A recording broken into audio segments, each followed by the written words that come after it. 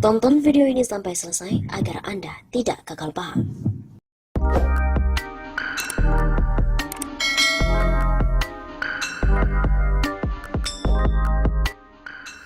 Hey gengs, bagaimana aktivitas hari ini? Semoga selalu lancar ya.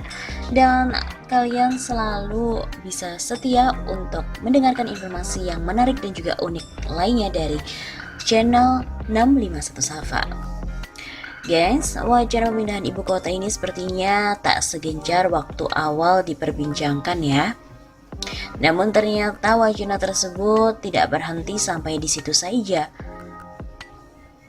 Akankah wacana pemindahan ibu kota itu benar-benar akan dilaksanakan? Bagaimana kelanjutannya?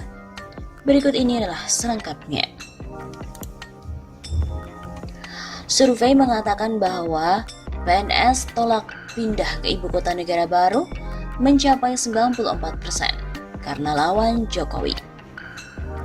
Pemerintahan Joko Widodo mewajibkan aparatur sipil negara atau ASN yang belum mendekati masa pensiun untuk pindah ke ibu kota negara baru, yakni Kalimantan Timur pada tahun 2023-2024. Terhadap langkah Jokowi itu hampir semua ASN menolaknya. Hal itu berdasarkan hasil survei yang dilakukan oleh Indonesia Development Monitoring atau IDM. Hasilnya, sebanyak 94,7% ASN menolak jika ibu kota dan pusat pemerintahan dipindahkan ke Kalimantan. Mengutip dari portal Islam, Direktur Eksekutif IDM Harley Prastio mengatakan bahwa survei tersebut dilakukan dalam bentuk tanya jawab yang dilakukan terhadap 1.225 responden yang tidak lain adalah ASN. Mereka mewakili sekitar 800.000 ASN yang bertugas di pemerintahan pusat. Sebanyak 94,7% menolak ibu kota dan pusat pemerintahan dipindahkan ke Kalimantan. Sebanyak 3,9% menyatakan setuju, sedangkan sisanya abstain, kata Harley pada hari Minggu.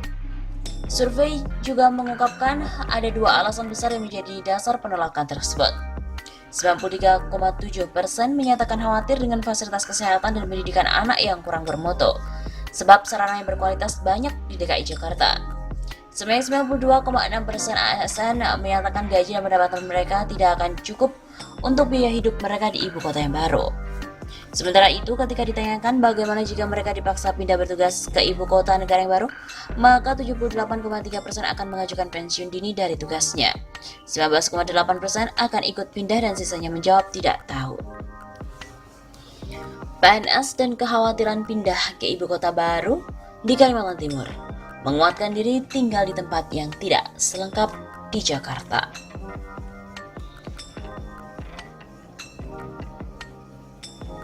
Sejumlah pegawai negeri sipil di kementerian dan lembaga pemerintah pusat mengaku cemas pindah ke ibu kota baru di Kalimantan Timur karena belum ada kepastian terkait berbagai fasilitas, terutama pendidikan dan juga kesehatan. Benar juga sih, sekitar 130.000 dari 180.000 PNS yang ada di Jakarta saat ini diperkirakan akan pindah ke ibu kota baru di Kabupaten Penajam Pasar Utara dan Kutai Kartanegara pada 2024. Saat itu, Menteri Pendayagunaan Aparatur Negara dan juga Reformasi Birokrasi (PAN-RB) yang dijabat oleh Syafruddin mengatakan pihaknya akan menyiapkan berbagai fasilitas untuk para aparatur sipil negara ini. Sekitar 180.000 itu tentu sebagian, kira-kira ya 30% tidak kena. Karena mereka itu sebagian akan pensiun, paling tidak ada yang pensiun tahun ini, ada yang pensiun tahun 2021 sampai 2024. Tetapi PNS yang dihubungi oleh BBC Indonesia menyatakan tetap khawatir. Salah seorang di antaranya termasuk Dian, PNS yang sudah bekerja selama 5 tahun di salah satu kementerian. Nanti ada fasilitas kesehatan, fasilitas pendidikan, tapi kan gak tahu di sana seperti apa. Itu saja sih yang jadi pikiran, kata Dian, ibu 2 anak, kepada BBC Indonesia. Anak Dian yang tertua masih duduk di sekolah dasar dan yang paling kecil masih berusia 1,5 tahun. Ia juga berharap kualitas pendidikan di Kaltim bisa setara dengan di Jakarta. Sementara di sini misalnya, sudah bagus pendidikannya, nah di sana seperti apa? Apakah bisa sama bagusnya atau lebih bagus? Tambah Dian. Kekhawatiran serupa dihadapi oleh Hafiz, PNS di salah satu kementerian sekaligus orang asli Jakarta yang memiliki anak masih di sekolah dasar. Kalau untuk pendidikannya itu harus dipastikan juga.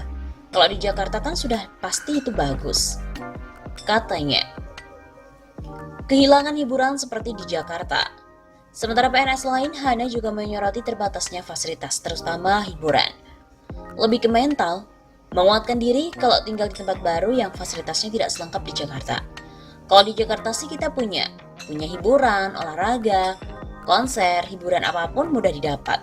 Kalau tinggal di situ pasti minimal fasilitas dan infrastruktur. Kata Hana, belum pernah ke sana sih tapi berharap layak untuk ditinggali. Tambahnya, berbeda dengan Rizky Amelia, CPNS di Kementerian Pendayagunaan Aparatur Negara dan juga Reformasi Birokrasi ini justru mendapatkan sokongan suami tinggal di Kaltim ketika negara mengharuskan ia bekerja di sana. Dia nanti cari kerja di Kaltim biar nggak LDR, kata Amel panggilan akrab Rizky Amelia melalui sambungan telepon. Tapi yang berat, kata Amel, adalah meninggalkan orang tuanya di Jakarta.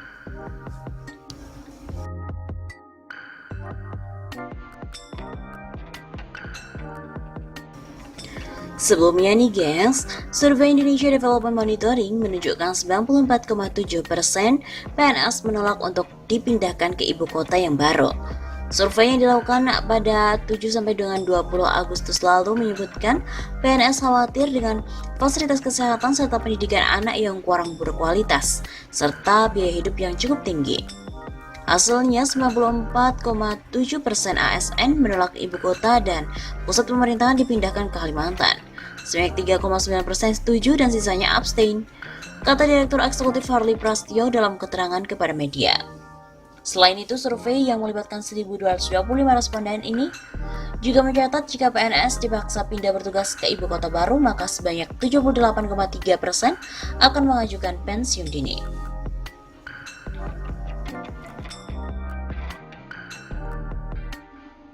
Mendapatkan fasilitas rumah. Menurut pengamat birokrasi dan kebijakan publik, Mudyati Rahmatunisa, pemerintah perlu memastikan fasilitas pendidikan di Kalimantan Timur. Satu hal yang menjadi perhatian PNS terutama bagi mereka yang berkeluarga. Dan orang tua inginnya menempatkan ke sekolah yang terbaik untuk anak-anaknya. Kalau ternyata di tempat sana nanti tidak sebanding, itu yang membuat mereka berpikir dua kali. Makanya ada tren ingin pensiun dini. Kata Mudyati melalui sambungan telepon pada hari Selasa. Mudyati pun juga menilai dengan pemindahan PNS dari Jakarta ke Kalimantan Timur tidak akan terlalu mengganggu pelayanan publik karena kementerian yang banyak membidangi pelayanan publik seperti Kementerian Keuangan dan Kementerian Kesehatan masih tetap di Jakarta. Jadi yang dipindah itu kan ada kaitannya dengan perumusan kebijakan saja. Katanya, terkait fasilitas, Menteri Pan-RB mengatakan para aparat sipil negara yang ditempatkan akan mendapatkan rumah. Syafruddin juga mengungkapkan dengan konsep Green City dan Smart City di ibu kota baru, nantinya PNS akan tinggal tidak jauh dari kantornya. Transportasi pun lebih didominasi berjalan kaki ataupun bersepeda. Paling tidak, transportasi tidak akan kita pakai, gaji akan utuh, tunjangan akan utuh untuk transportasi. Anak-anak ke sekolah tidak perlu diantar jemput pakai mobil atau ojek online. Tambahnya, selain itu, apa yang digambarkan oleh Menteri Pan-RB di ibu kota baru nanti ketersediaan fasilitas kesehatan, pendidikan, perumahan, rekreasi, dan transportasi juga akan lebih andal. Badan Kependudukan dan Keluarga Berencana Nasional atau BKKBN mengajukan diri menjadi yang pertama pindah ke lokasi ibu kota negara baru. Kepala BKKBN, Hasto Wardoyo mengatakan lembaganya bisa mengawali analisis pola imigrasi baru kependudukan di Indonesia melalui pemindahan ibu kota ini. Kalau seandainya kita geser ke Kaltim, pasti pola migrasi penduduk berubah. Kalau pola migrasi penduduk berubah, saya yakin pemerataan bonus demografinya akan lebih cepat, sehingga kesejahteraan akan lebih cepat dari sisi kajian dan kependudukan, kata Hasto. Hasto melihat selama ini usia penduduk produktif tidak merata di Indonesia dan hanya berpusat di Pulau Jawa. Jika ibu kota baru pindah ke Kalimantan, maka penyebaran penduduk akan bergeser ke Indonesia bagian timur. Selain itu, BKKBN bisa setiap saat pindah ke Kaltim karena jumlah pegawai di Jakarta tidak sebanyak yang tersebar di daerah-daerah.